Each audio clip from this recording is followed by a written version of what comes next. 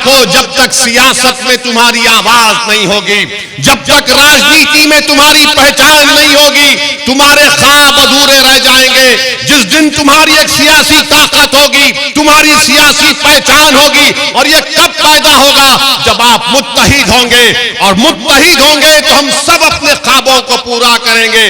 वरना भारत की जमहूरियत में किसके ख्वाब पूरे हो रहे हैं? भारत की जमहूरियत में उन लोगों के ख्वाब पूरे हो रहे हैं जो कमजोरों को दबाते हैं, मजलूमों को कुचल देते हैं, महिलाओं को खत्म कर देते हैं। तो इसीलिए मेरी आपसे गुजारिश है कि अपने ख्वाबों को अगर पूरा करना है, यकीनन ख्वाब देखो, मगर मुत्तहिद हो, इत्तेहाद पैदा करो। और मंजलिस मजलूमों के साथ है, मंजलिस कमजोरों के साथ है। मंजलिस चाहती है कि कमजोरों को ताकतवर बनाया जाए, मंजलिस चाहती है कि नौजवानों के ख्वाबों को पूरा किया जाए, मंजलिस चाहती है कि हमारी माँ और बहनों को तहफ्फुज मिले, मंजलिस चाहती है कि जिस नौजवान की आंख से आंसू बह रहे उसको एक हौसला दिया जाए, उसके हौसलों को बुलंद किया जाए, उसको कहा जाए कि ये रोने का वक्त नहीं है, उठो और अपने हक के लिए लड़ो। ये मंजलिस का पैगाम है मेरे अजीज दोस्तों और बुजुर्गों, मेरी इज्जतदार माँ और बहनों। आज आपको खौफ करने की जरूरत नहीं है। जमहूरियत में हम तमाम को तहफ्फुज मिलना चाहिए और मिलेगा। हमारे मंजलिस के मुखालिफीन बोलते हैं कि असदुद्दीन ओवैसी की पार्टी के 2 MP हैं लोकसभा में। आखिरी में नारा लगाएंगे, अभी सुनो। लोग कहते हैं, मंजलिस के मुखालिफ लोग कहते हैं कि ओवैसी के 2 MP हैं, पार्लियामेंट में क्या करेगा? मेरे अजीज दोस्तों और बुजुर्गों, भारत की लोकसभा में भाजपा के 300 MP हैं, और उन 300 MP के सामने जब भी आपका गुनाहगार भाई बेटा खड़ा हो जाता है तो भाजपा के 300 MP 6 मिनट में 3 मर्तबा खड़े होकर हमको सलाम करते हैं। 500 की लोकसभा में 300 भाजपा के MP हैं। 6 मिनट की तकरीर हमको वक्त मिलता है। 6 मिनट में हम मोदी अमित शाह के सामने मजलूमों की इंसाफ की बात करते हैं, अपने हक की बात करते हैं, सच्चाई को बयान करते हैं। आप देखते हैं कि जो अपोजिशन है, विपक्ष है, वो तो भाजपा से मिला हुआ है, वो तो भाजपा से मिला हुआ है। इसीलिए आप देखते हैं कि कांग्रेस हम पर इल्जाम लगाती है। कांग्रेस कहती है कि ओवैसी बीजेपी का बी टीम है, बोलते हैं ना। अब एक छोटा रिचार्ज दिल्ली से आया है, वो भी वही कह रहा है। और भाजपा के लोग ये कहते हैं कि ओवैसी एंटी नेशनल है। बताइए आप, मैं इलेक्शन लड़ता हूं तो हम पर इल्जाम लगा दिया जाता है ये वोट काट रहा है। अरे वोट मैं नहीं काट रहा हूं, तुम मोदी से मिले हुए हो, तुम भाजपा से मिले हुए हो, तुम दिलो जान से मिले हुए हो। इसलिए 27 साल से भाजपा गुजरात में सरकार बना रही है। अब मैं आपसे एक सवाल करूं, अगर आपसे पूछूं कि क्या आपने भाजपा को वोट दिया? जिसने वोट नहीं दिया हाथ उठाओ। जिसने भाजपा को वोट कभी नहीं दिया हाथ उठाओ। ऊपर भी उठाओ, वहां भी उठाओ। फिर भाजपा कैसे जीती? भाजपा कैसे जीती बताओ? क्या मैं आपके कान में आकर ऐतल कुर्सी पढ़ के फूंक कर बोला कि उसको वोट दो? यही बात जब मैं कहता हूं तो कांग्रेस और छोटा रिचार्ज को पेट में और सर में दर्द शुरू हो जाता है।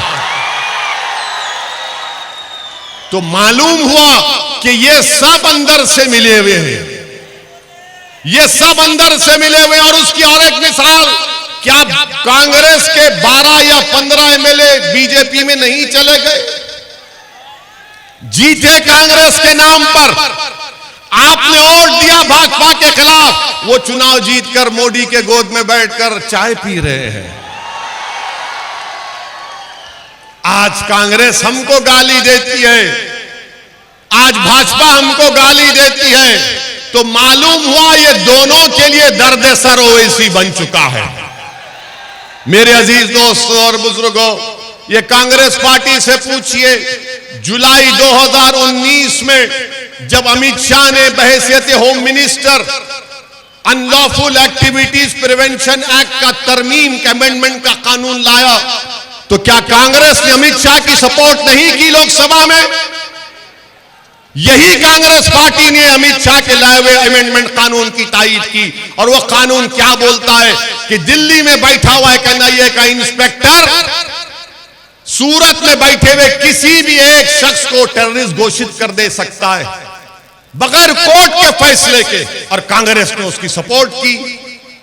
लोकसभा में आपने, कांग्रेस ने मोदी का साथ दिया इसे काले कानून को बनाने में।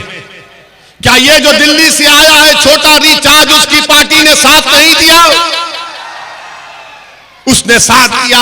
अब सब कहते हैं ओवैसी ऐसा है, मजलिस ऐसी है। अरे तुम्हारा चेहरा बयान कर रहा हूं। मेरे अजीज दोस्तों और बुजुर्गों, जब ट्रिपल तलाक का मसला आया, तीन मर्तबा पार्लियामेंट में मोदी ने बिल लाया और तीनों मर्तबा अल्लाह सुब्हानहू तआला ने मुझे यह एजाज बख्शा कि मैं ट्रिपल तलाक के उस काले कानून के खिलाफ बोल सकूं, दलाइल दे सकूं, संविधान को सामने रखकर उसकी धज्जियां हमने उड़ा दी। ये लोग क्या कर रहे थे? ये लोग तायीद कर रहे थे ट्रिपल तलाक के कानून की। मेरे अजीज दोस्तों और बुजुर्गों, बच्चों को लाठियों से मारा गया। बिल्किस का मसला उठा तो पूरे भारत में अगर सबसे पहले इन दोनों वाकयात के खिलाफ किसी ने नाइंसाफी और इंसाफ का मुतालबा किया, किसी ने उनकी तायीद में आप जबान खोली, तो उसका नाम मजलिस और असदुद्दीन ओवैसी था। अब मैं आपको पैगाम पूछ देना चाह रहा हूं, बताओ जो हर मसले पर, हर नाइंसाफी पर, हर काले कानून पर, हर जुल्म पर जनता की तायीद में खड़ा हो जाता और वो लोग खामोश बैठे रहते हैं, तुम खामोश बैठने वालों का साथ दोगे या लड़ने वाले का साथ दोगे, या आपको फैसला लेना। इख्तियार आपका है, आप किसी को वोट दें, मगर याद रखो अगर आप खामोश बैठने वालों को वोट देंगे तो याद रखो वो हमेशा के लिए आपको खामोश कर देना चाहती हैं। और मैं और अल्लाह कभी हम इंशाअल्लाह ऐसा होने नहीं देंगे। हम खामोश नहीं बैठेंगे, हम जिंदा हैं और जिंदगी का सबूत लड़के देंगे, मर के देंगे, मर लड़ेंगे इंशाअल्लाह ताला। मेरे अजीज दोस्तों और बुजुर्गों, भाजपा के पास अब कुछ भी नहीं है दिखाने को। भाजपा के पास कुछ भी नहीं है। मोदी जी सुन लीजिए, मेरे हैदराबाद में भी हमारे हिंदू भाई रहते हैं, भाजपा के हैं, जो मेरे खिलाफ काम करते हैं, मगर डंके की चोट पर मेरे घर पर, मेरे ऑफिस को आकर बोलते हैं कि हमने भाजपा का काम किया तुम्हारे खिलाफ, मगर हमारे इस बस्ती में पानी की लाइन की जरूरत है, बोरवेल की जरूरत है, रोड की जरूरत है, तो 15 दिन के अंदर मैं उनको काम करवा कर देता हूं। ये नहीं देखता मैं कि मेरे खिलाफ काम किए। वो जाकर बोलते भी हैं कि हमने ओवैसी साहब से काम करवाया मगर इसको वोट नहीं देंगे। मैं उनसे कहता हूं कि तू वोट दे ना दे, मेरे मुकद्दर में अल्लाह कामयाबी लिखा है तो कामयाबी होकर रहेगी। मेरा काम है कि सबका काम करना। मोदी जी, आपके जो यहां के एमएलए हैं वो समझते ही नहीं है सबका साथ, सबका विकास, सबका विश्वास। ये तो सबको धोखा दे रहे हैं। कहां का सबका साथ, कहां का सबका विकास, कहां का सबका विश्वास। मेरे आज के भाषण के बाद अब कांग्रेस के लोग भी आएंगे, भाजपा के लोग भी आएंगे, वो दिल्ली का छोटा रिचार्ज भी आएगा, वो भी आकर बोलेगा ये भड़काऊ भाषण देता है। तुम क्या करते? तुम कव्वाली गाते ना मोदी के सामने बैठकर, तुम पूरे के पूरे हारमोनियम और तबलची बजाने वाले, सच्चाई को तुम बयान नहीं कर सकते। बहरहाल मेरे अजीज दोस्तों और बुजुर्गों, मुझे यहां पर एक शेर याद आया कि जो मुझसे इतनी नफरत करते हैं, मैं उनसे कहना चाहूंगा कि तुम मुझे नजर से गिरा तो रहे हो, ये लाइटर वेन में तुम मुझे नजर से गिरा तो रहे हो, मुझे तुम कभी भी भुला ना सकोगे। शम्मा जो जलाई है मेरी वफा ने, शम्मा जो जलाई है मेरी वफा ने, बुझाना भी चाहो तो बुझा ना सकोगे इंशाअल्लाह ताला।